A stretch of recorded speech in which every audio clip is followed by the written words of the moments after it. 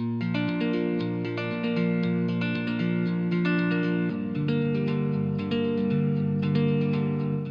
Martin Batt and I'm Vice Chair of the AONB Partnership for the North Devon Coast, and I'm also a trustee of Braunton Countryside Centre, so I've got the two organisations. And it's really good to be working out here on a bright early spring day, clearing some of the scrub and making a circular path around the site, because it's been neglected for a little while. And what you can see behind me is this incredible landscape, which is all part of the North Devon Coast area outstanding natural beauty, and long may it remain so. This particular site is going to be rich in wildflowers. The primroses are already starting to appear, and we've seen the signs of the first bluebells, so really exciting as we clear some of the scrub away. I'm Ben, live in West Down, a few miles away. We're here today at Langswood in Croyd. So at the moment it's almost entirely blackthorn, bramble with a few ferns. I think that once the light's in, we're going to see a lot more of the wildflowers with sort of nectar bearing flowers that the insects are going to be interested in.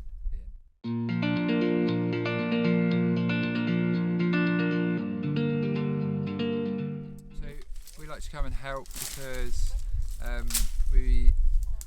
think moving back to the area, we've seen how it's changed in the time we've been away. There's sort of a lot more litter and a lot less space for wildlife, so it's really important for us to try and create as much space for wildlife as we can. We've got young children and I'd love them to see at least as much of the wild species and things that we saw growing up.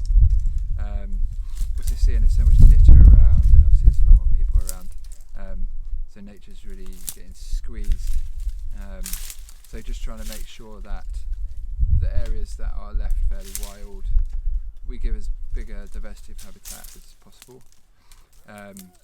If this was left, it would just go to hawthorn, scrub, and then eventually you get a few bigger trees coming through, and that would be absolutely fine if there was still, you know, the vast majority of the area was wild. But because there's hardly any really wild areas left, the idea is to try and create as much diversity of different types of areas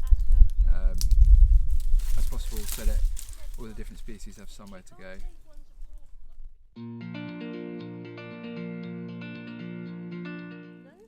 There's not always been woodland here, so it's what we technically call secondary woodland, but it's probably got a better structure and flora than a lot of secondary woodland, because we've got some mature woodland either side, onto the east side, the north side.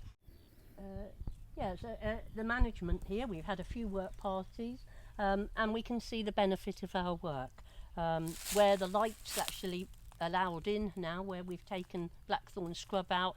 You know, the ground flora is spreading, and if we have regular work parties here, that it should develop into a really nice wood.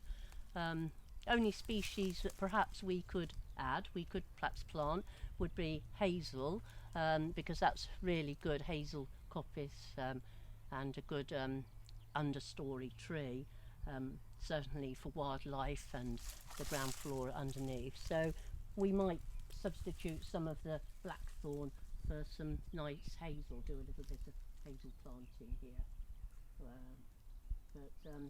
The ground flora will, that the insects that feed on things like the violets, things like the fritillaries, it will be nice to see those come along.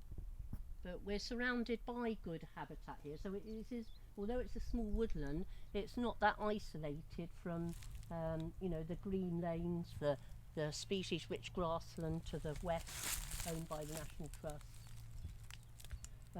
So there's good wildlife corridors really surrounding this site, even although it's small.